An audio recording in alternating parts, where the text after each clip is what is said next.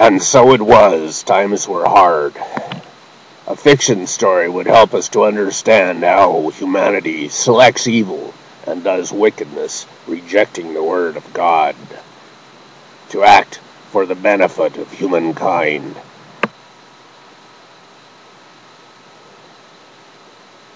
The unknown method of ridding the world of nuclear weapons, the static kill, the top kill, the launching of all weapons at Nation X to incinerate the possibility of terrorists inventing biological weapons to destroy all life on Earth.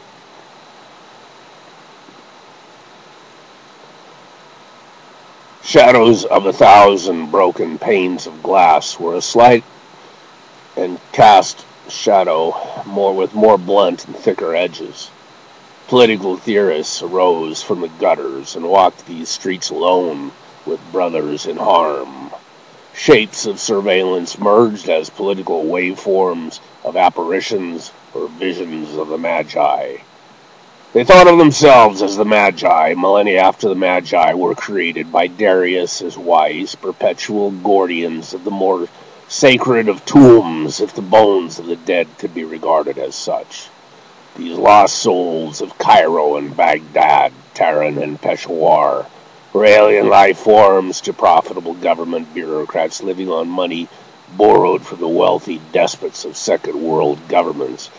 And for themselves they would try to know why the truth became enshrouded in transcending and inevitably corrupting macroeconomics administered with a boot heel and airborne robotic or pterodactyl poems of death, descending like a plague upon doors unmarked with the atoning blood.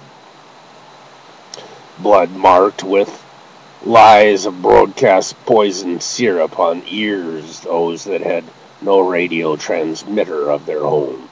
These were the herds of human cattle, bovines ruled by the terrible destiny of tyranny of abstract money value and the proplet of pure evil. Two individuals of different nations had discerned the power of the shadows cast by jigsaws of broken glass over the mind of creative thought. Answers to liberty might be found in the negation of power, yet with the enemy of political anesthesic change of money violence was the answer that each drew from the patterns moving before them under the midday sun. Their violence would last like that of corporations and government institutions beyond the lifetime of either and for the new millennium. The nation rebuilding fiasco proceeded as planned. Alpha Chitonic budgeted suicide bombers from a nominal percent of profit skimmed with increasing per barrel of light sweet crude oil old in the market.